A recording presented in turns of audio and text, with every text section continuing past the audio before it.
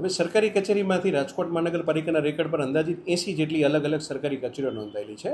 તેમાંથી 60 જેટલી કચેરીઓએ જે છે એ સંપૂર્ણ પોતાનો એડવાન્સ કર જે છે એ નિયમ અનુસાર ભરપાઈ કરેલો છે. જે મુખ્ય મોટી હાલ કચેરી જે છે કે જેનો વેરો જે છે ખૂબ મોટા પ્રમાણમાં બાકી હોય તો એની અંદર જે છે હાલ જે છે સૌરાષ્ટ્ર યુનિવર્સિટી જેનો 18 કરોડ જેટલો કર બાકી છે, સમરસ હોસ્ટેલ એનો 14.71 કરોડ જેટલો જે છે,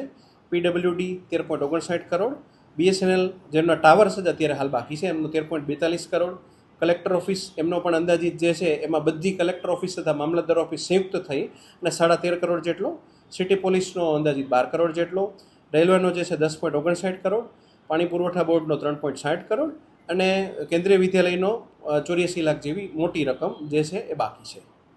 સર, આને આ લોકોને અગાઉ પણ આપના દ્વારા નોટિસ આપવામાં આવી હતી અને બેઠક પણ યોજાઈ ત્યારે શું વાત થઈ હતી? હાલ જે છે આ તમામ કચેરીઓની અંદરની કાર્ય પદ્ધતિ એવી રીતે હોય છે કે બધા તમામ જે છે ગવર્મેન્ટ, સેમી ગવર્મેન્ટ કે પીએસયુ યુનિટ છે તેમાં આ લોકોએ જે પીએસયુ યુનિટ હોય છે એમને પોતાની ગ્રાન્ટની જોગવાઈ પોતાની રીતે કરવાની રહેતી હોય છે. જ્યારે સામાન્ય રીતે અન્ય કોઈ પણ વિભાગો હોય તો ધારો કે પોલીસ વિભાગ છે કે જે સામાન્ય રીતે સંપૂર્ણ ગુજરાત સરકારની અંડરમાં આવે છે તો તેઓ દ્વારા જે છે એ આ સંપૂર્ણ ગ્રાન્ટની માગણી જે છે ગુજરાત સરકારમાં ગૃહ વિભાગમાં તેમના દ્વારા કરી આપવામાં આવેલી છે. કલેક્ટર ઓફિસ દ્વારા પણ જે છે એ 2.20 કરોડની જે છે એમની હાલની ગ્રાન્ટ છે એમનો પત્ર પણ આપણે મળી ગયેલ છે અને એ લોકોએ પણ 2.20 કરોડની ટ્રેઝરી માટે ડિમાન્ડ કરી અને ત્યાં જે છે જમા કરવા માટે થઈને આપણે કન્ફર્મેશન પણ આપી દીધેલું છે. એટલે સામાન્ય રીતે આ તમામની અંદર ગ્રાન્ટની જોગવાઈને આધીન તેઓ દ્વારા જે છે રકમો ચૂકવવામાં આવતી હોય છે. સર, સામાન્ય લોકો જે વેરો ન ભરતા હોય તેના પર આકરા પગલાં લેવામાં આવે છે, તેમની મિલકતોને સીલ પણ કરવામાં આવે છે, ત્યારે સરકારી મિલકતો પર કાર્યવાહી કરવામાં આવશે?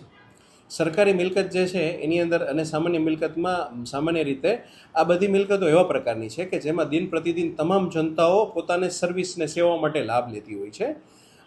સામાન્ય રીતે જે સામાન્ય જનતાઓની પબ્લિક અને આની અંદર જે છે એમાં ગવર્મેન્ટ મિલકતમાં આપણે એટલા માટે કોઈ પણ આકરા પગલાં નથી લેતા કારણ કે તમામ દિન પ્રતિદિનની એમની જે કાર્યવાહી ધારો કે મામલતદાર ઓફિસ ગણીએ, કલેક્ટર ઓફિસ ગણીએ કે પોલીસ વિભાગ ગણીએ તેમાં સામાન્ય જનતાને દિન પ્રતિદિન પોતાની